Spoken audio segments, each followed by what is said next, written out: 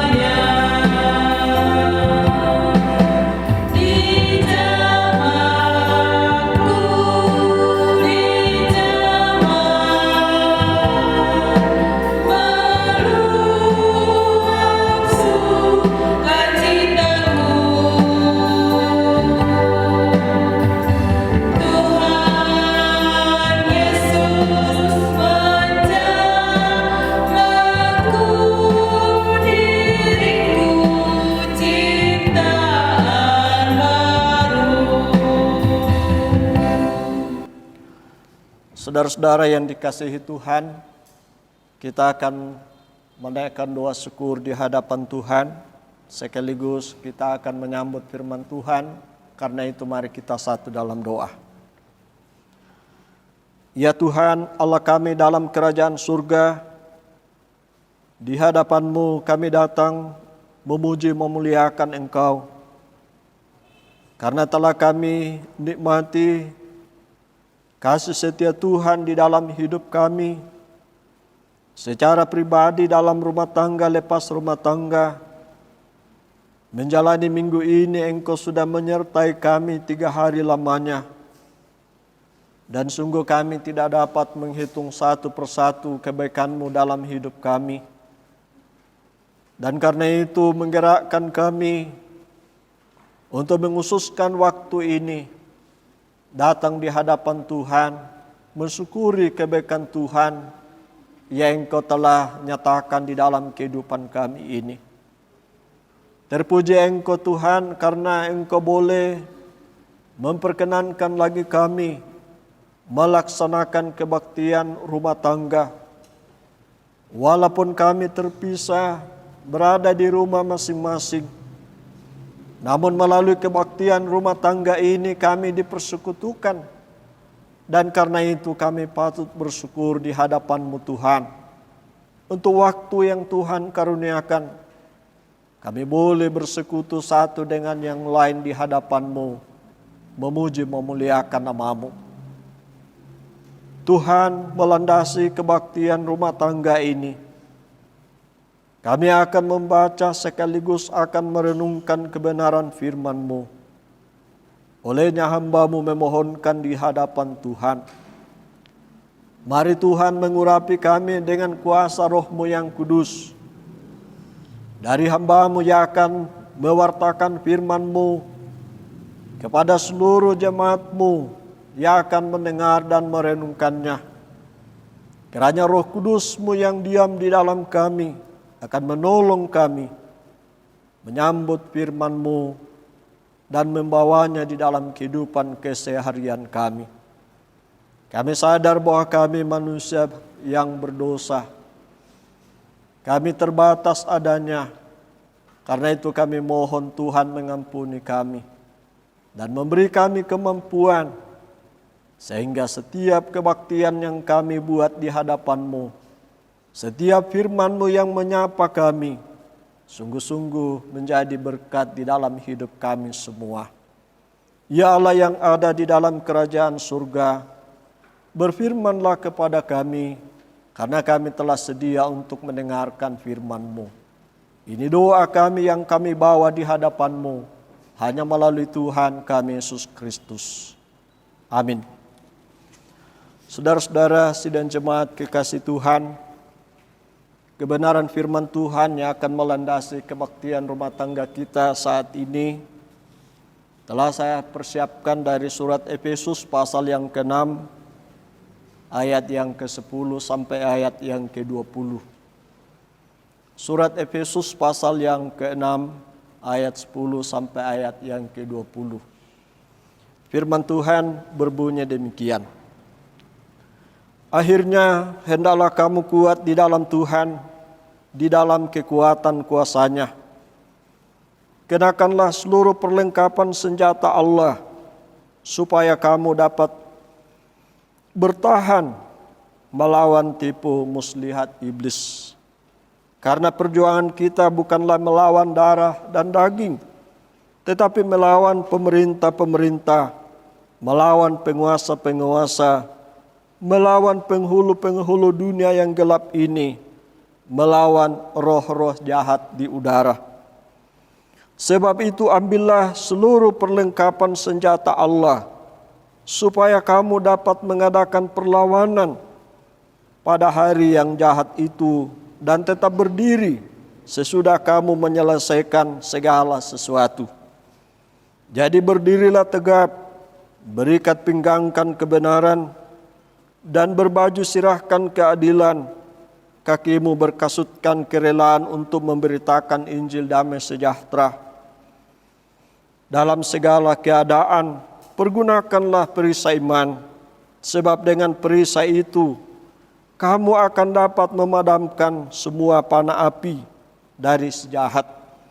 Dan terimalah ketopong keselamatan dan pedang roh, yaitu firman Allah.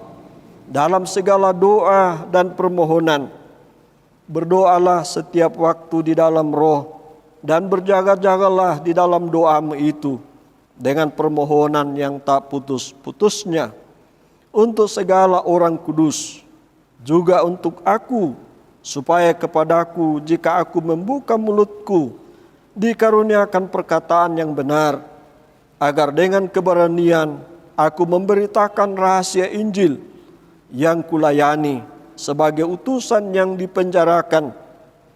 Berdoalah supaya dengan keberanian aku menyatakannya sebagaimana seharusnya aku berbicara. Demikian jauh ayat pembacaan kita.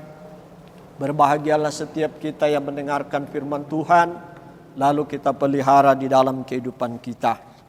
Amin.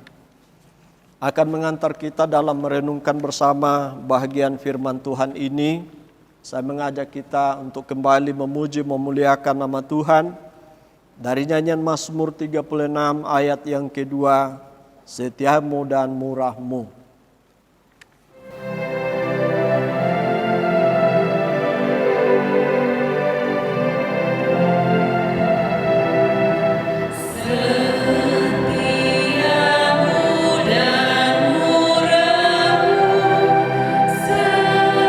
Tinggi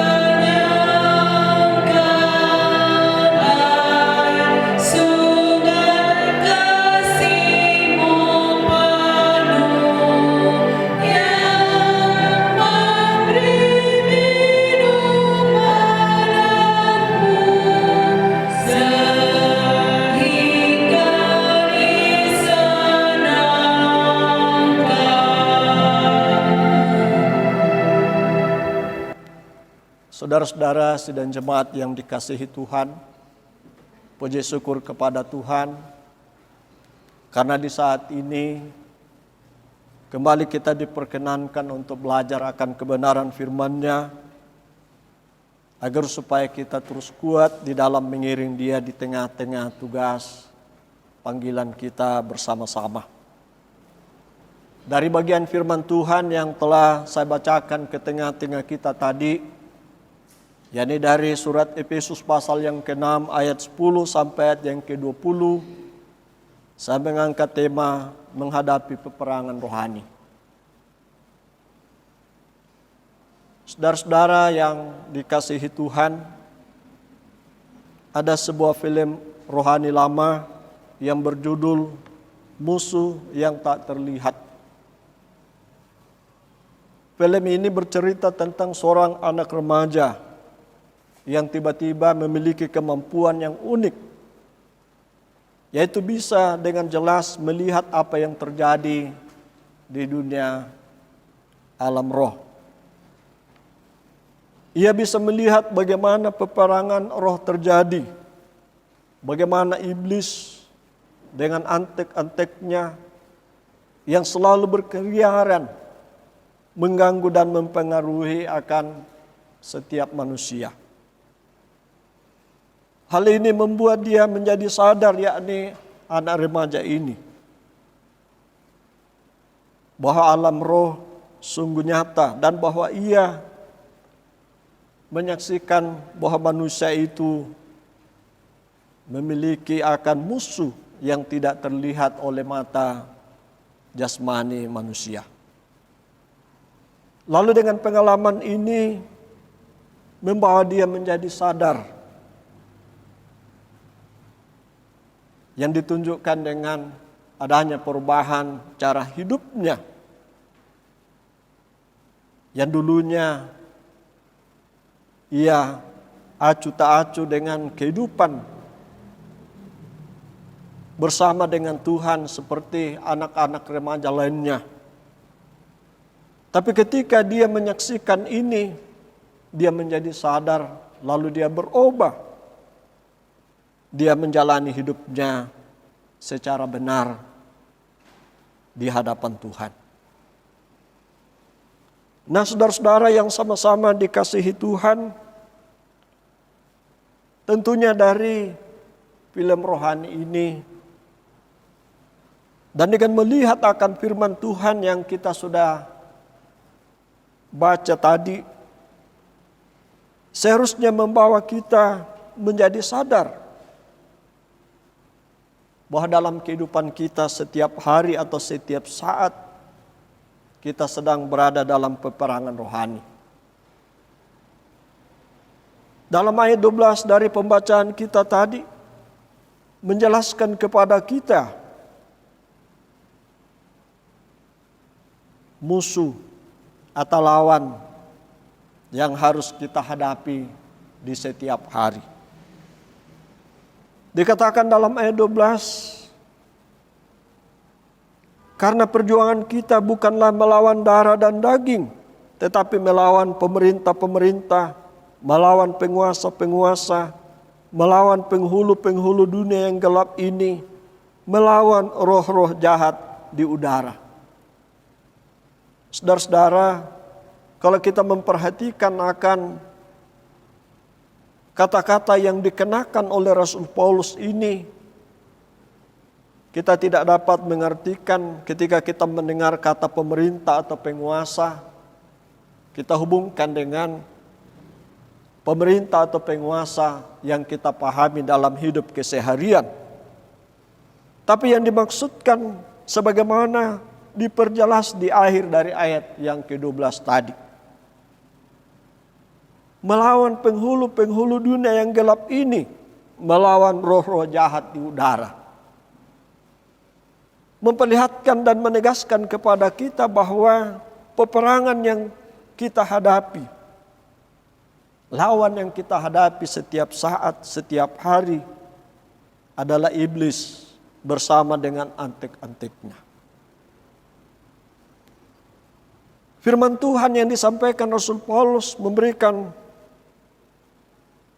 ketegasan bahwa Tuhan menghendaki supaya umatnya kuat, selalu teguh ketika menghadapi akan peperangan rohani ini. Tentunya dalam menghadapi peperangan rohani, tidak bisa kita mengendalikan kekuatan akan jasmani kita sebagai manusia biasa. Karena yang kita lawan adalah dunia roh. Dengan kemampuan kita secara jasmani tentunya tidak akan dapat. Karena itu firman Tuhan yang disampaikan oleh Rasul Paulus dalam surat Efesus ini dikatakan, supaya kita kuat di dalam Tuhan dalam menghadapi peperangan ini. Supaya kita bisa menang. Maka tidak ada jalan lain selain daripada kita mengenakan seluruh perlengkapan senjata Allah. Untuk bisa mengenakan atau memakai seluruh perlengkapan senjata Allah, sebagaimana kita lihat dalam ayat yang ke-11, maka dikatakan dalam ayat 13, sebab itu ambillah seluruh perlengkapan senjata Allah. Jadi untuk bisa kita kenakan perlengkapan senjata Allah itu, atau perlengkapan senjata rohani itu, maka kita harus mengambilnya. Kita lihat di dalam ayat pembacaan kita tadi. Ada 6 perlengkapan senjata Allah yang diuraikan oleh Rasul Paulus. Ada ikat pinggang, baju sirah, kasut, perisai, ketopong, pedang roh. Dan juga langsung diikuti arti dari setiap perlengkapan senjata Allah itu. Ikat pinggang, yakni kebenaran. Baju sirah, yakni keadilan. Kasut, yaitu kerelaan memberitakan Injil damai sejahtera. Perisai, yaitu iman. Ketopong, yakni keselamatan. Pedang roh, yaitu firman Allah dan doa. Saudara-saudara yang sama-sama dikasihi Tuhan, mengambil dan mengenakan perlengkapan senjata rohani ini, dikatakan dan ditegaskan oleh firman Tuhan, ambillah seluruh perlengkapan senjata Allah. Tidak bisa kita mengambil hanya 1-2 perlengkapan senjata itu. Ada ungkapan orang bahwa ketika kita memiliki senjata tanpa peluru, sama saja kita menyerahkan diri untuk menjadi binasa. Begitu juga dalam menghadapi akan peperangan rohani setiap hari dalam kehidupan kita. Ketika kita mungkin hanya berikat pinggang, maka jelas kita tidak bisa. Karena masih ada perlengkapan senjata yang lain. Karena itu dikatakan firman Tuhan tadi, ambillah seluruh perlengkapan senjata Allah. Saudara-saudara yang sama-sama dikasihi Tuhan. Contoh yang kita lihat di dalam Injil Matius pasal yang keempat ayat 1 sampai ayat yang ke-11. Ketika Tuhan Yesus dicobai iblis selama 40 hari. Kita lihat bahwa 3 kali dia dicobai. Dan yang dipakai, senjata yang dipakai oleh Yesus adalah firman Allah. Selalu dia katakan ada tertulis. Menunjukkan kepada kita bahwa tidak ada yang bisa mengalahkan akan iblis dengan antek-anteknya selain daripada perlengkapan senjata rohani. Lalu kita harus sadar bahwa iblis itu dalam kehidupan keseharian kita tidak pernah mengenal lelah. Kalau kita lihat di dalam surat 1 Petrus pasal yang ke-5, ayatnya yang ke-8. Sadarlah dan berjaga-jagalah. Lawanmu si iblis berjalan keliling sama seperti singa yang mengaum-aum dan mencari orang yang dapat ditelannya. Rasul Petrus mengingatkan kepada kita bahwa iblis itu yang adalah musuh kita, musuh yang tidak terlihat, musuh yang bukan secara jasmani. Dia tidak pernah lelah. Dia berkeliling untuk bisa menaklukkan setiap orang yang lalai dalam kehidupannya. Dan dia berusaha agar supaya membuat orang yang percaya kepada Tuhan menjadi jatuh, menjadi tidak setia kepada Tuhan. Saudara-saudara yang sama-sama dikasihi Tuhan, musuh kita yaitu iblis. Dia adalah roh. Dia bisa saja mempengaruhi kehidupan kita melalui pikiran kita, melalui perasaan kita. Dia juga bisa mempengaruhi kehidupan kita sehingga melalui pikiran itu kita berpikiran yang buruk. Atau ketika kita menghadapi suatu tantangan hidup, kita mudah menjadi menyerah, menjadi kecewa. Lalu ujung-ujungnya menyeret kita untuk keluar daripada rencana Tuhan. Allah maksudkan ketika kita menghadapi akan pergumulan hidup supaya kita kuat. Bahwa kadang melalui pergumulan hidup Tuhan memakainya supaya kita semakin dewasa. Tapi kadang iblis bisa mempengaruhi pikiran kita. Sehingga kadang kita berpikir ketika mungkin kita sudah berusaha dengan pergumulan kita, namun tidak pernah kunjung selesai pergumulan itu. Lalu yang terjadi, kita berpendapat bahwa Allah tidak mengasihi kita. Tentunya ini adalah suatu pekerjaan iblis dalam merasuki akan pikiran kita sehingga kita berpikiran yang tidak-tidak. Kadang kita begitu cepat mengambil kesimpulan bahwa Tuhan itu tidak adil. Tuhan itu tidak mengasihi saya. Karena itu saudara-saudara yang sama-sama dikasihi Tuhan, melalui firman Tuhan yang datang kepada kita, kita diingatkan supaya kita sadar dan berjaga-jaga. Pesan firman Tuhan dalam surat Efesus pasal yang keempat ayat yang ke-27 dikatakan di situ. Dan janganlah beri kesempatan kepada iblis. Dalam seluruh kehidupan kita, firman Tuhan mengajak kepada kita agar supaya jangan kita beri kesempatan. Itu berarti bahwa di dalam kehidupan kita harus senantiasa ada perlengkapan senjata supaya tidak ada ruang atau kesempatan di mana iblis akan mempengaruhi kehidupan kita. Iblis itu akan selalu berusaha menjatuhkan kita dan menjauhkan kita dari Tuhan.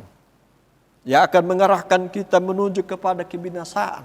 Tidak pernah iblis berbuat ia menjanjikan surga, ia menjanjikan kebahagiaan. Ia begitu senang ketika umat Tuhan, anak-anak Allah menjadi jatuh. Ia menjadi senang ketika semakin banyak orang percaya menjadi pengikut-pengikutnya melakukan apa yang jahat dalam kehidupan ini. Karena itu harus kita sadar dan berjaga-jaga. Jangan sampai kita diperalat iblis. Di zaman ini luar biasa pekerjaan iblis. Kalau kita melihat pemberitaan sehari-hari, luar biasa kejahatan. Itu adalah buah daripada pekerjaan iblis memakai begitu banyak manusia yang ada. Merasuk kehidupan manusia. Sehingga banyak manusia yang merasa senang melakukan apa yang jahat. menjadi kesenangan mereka. Mereka anggap bahwa itu adalah hal yang biasa, itu adalah tren. Tapi kita sebagai umat Tuhan, hendaknya selalu kita menjaga diri. Kalau memang itu akan membawa kebinasaan dalam hidup kita, untuk apa kita lakukan? Mari kita senantiasa memperjuangkan apa yang bisa membawa kebaikan dalam diri kita. Berusaha dalam kehidupan kita melakukan apa yang bisa membawa kehidupan yang kekal dalam kehidupan kita. Karena itu saudara-saudara yang sama-sama dikasihi Tuhan, marilah di dalam kehidupan kita mengambil dan mengenakan seluruh perlengkapan senjata Allah. Jangan kita mengenakan hanya 1-2 senjata, perlengkapan senjata Allah. Tapi hendaknya kita memakai seluruhnya. Karena itulah akan membawa kita mampu melawan akan iblis. Bahkan menang ketika kita berperang dengan kuasa kegelapan. Dan Tuhan akan terus berjalan bersama-sama dengan kita ketika kita senantiasa kuat di dalam Dia. Ini firman Tuhan yang datang ke tengah-tengah kita. Tuhan Yesus memberkati kita dengan firman-Nya, dan biarlah dalam kehidupan keseharian kita akan terus setia menjadi pelaku-pelaku firman Tuhan. Amin. Saudara-saudara yang sama-sama dikasihi Tuhan, mari kita mensyukuri akan kebenaran firman Tuhan yang telah kita baca dan telah kita renungkan bersama. Kita memuji memuliakan nama Tuhan dari nyanyian PKJ 129 ayat 1 dan ayat yang kedua. Sementara itu kita menandai syukur kita lewat persembahan. Biarlah kita memberi persembahan dengan penuh sukacita, karena itulah yang berkenan bagi Tuhan. Kita memuji Tuhan dari nyanyian PKJ 129 ayat 1 dan ayat yang kedua. Kau perkasa ku lemah.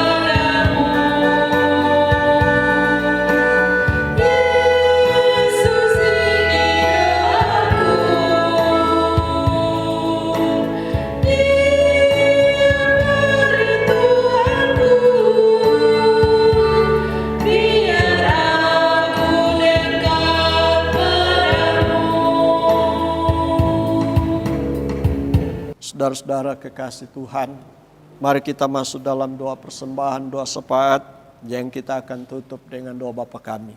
Mari kita satu dalam doa.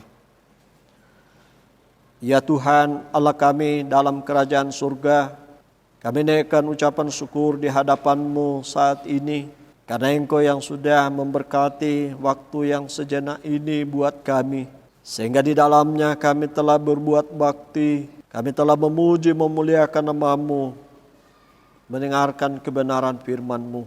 Kebenaran firman-Mu yang telah kami baca dan telah kami renungkan bersama, yang hamba-Mu ini telah selesai perkatakan. Kiranya Roh Kudus-Mu Tuhan akan memampukan kami mengingat dan melakukan firman-Mu dalam kehidupan keseharian kami. Kami rindu di dalam kehidupan keseharian kami. Kami ini senantiasa melakukan akan setiap kehendak-Mu bagi kami. Tuhan, sebagai ungkapan syukur kami, melalui kebaktian ini kami telah membawa persembahan syukur kami, bahwa apa yang kami nyatakan adalah tanda berkat-Mu yang Engkau sudah karuniakan dalam hidup kami yang telah kami lewati. Karena itu dengan penuh sukacita kami bawa tanda syukur kami. Kiranya Tuhan memberkati sehingga menjadi alat untuk kelebaran pekerjaan Tuhan di tengah-tengah jemaat-Mu, bahkan di tengah-tengah dunia. Dan hamba-Mu berdoa kiranya setiap tangan-tangan yang telah diulurkan akan menjadi saluran berkat kembali Engkau curahkan dalam kehidupan setiap umat-Mu. Ya Tuhan yang ada di dalam kerajaan surga, kami bawa kehidupan kami menjalani hari lepas hari. Tetap beri kami kekuatan, kesehatan. Tuhan, Engkau melindungi kami dimanapun kami berada, kemanapun kami pergi. Sebagaimana yang telah kami nikmati dari Tuhan 3 hari dalam minggu yang kami jalani ini. Demikian di dalam kami menjalani hari-hari ke depan. Hanya Engkau yang menjadi pengharapan kami. Karena itu kami bawa kehidupan kami ke dalam tangan-Mu. Memberkati setiap yang mengambil bagian dalam kebaktian ini. Agar supaya melalui kebersamaan kami dalam keterlibatan berbuat bakti di hadapan Tuhan, tidak menjadi sia-sia buat kami, tapi akan menjadi berkat di dalam kehidupan kami semua. Tuhan yang ada dalam kerajaan surga, kami serahkan kebersamaan kami selaku jemaat-Mu. Tuhan, Engkau terus melindungi kami semua, dari orang tua sampai kepada anak-anak, dalam hidup secara pribadi, dalam rumah tangga lepas rumah tangga, dalam segala tugas, usaha pekerjaan yang dijalankan setiap anggota jemaat. Tuhan, Engkau terus memberi buah sehingga akan membawa ada sukacita di dalam kehidupan umat-Mu. Nama Tuhan dipuji, dipermuliakan. Saat ini bila mana ada umat-Mu yang tengah dalam pergumulan apapun bentuknya, mari Tuhan Engkau tolong mengangkat setiap pergumulan yang dijalani, sehingga umat-Mu boleh lega, boleh bersukacita oleh karena Tuhan. Kami mendoakan pemerintah kami dari pusat sampai pelosok. Berkati pemerintah kami. Lebih lagi dalam menjalani masa pergumulan yang tengah dihadapi adanya virus corona. Tuhan, Engkau tolong pemerintah kami, sehingga dalam menjalankan segala kebijakan mereka senantiasa dipimpin oleh Tuhan. Demikian juga bersama dengan unsur yang lain dalam memerangi virus corona, baik melalui pihak medis, melalui TNI Polri. Tuhan memberkati.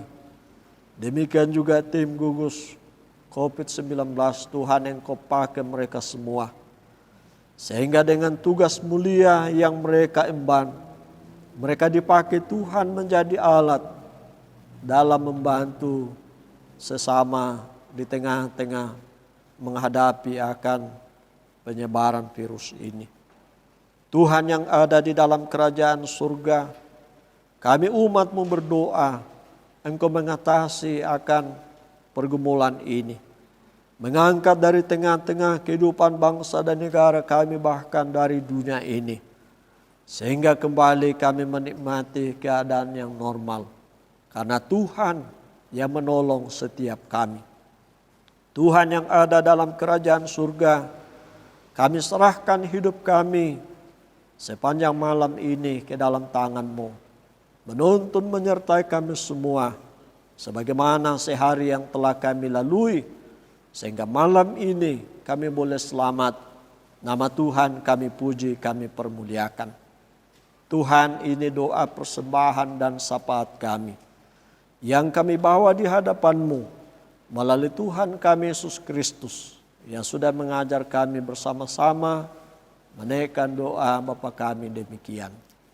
Bapa kami yang di surga, dikuduskanlah nama-Mu, datanglah kerajaan-Mu, jadilah kehendak-Mu di bumi seperti di surga. Berikanlah kami pada hari ini makanan kami yang secukupnya, dan ampunilah kami akan kesalahan kami, seperti kami juga mengampuni orang bersalah kepada kami.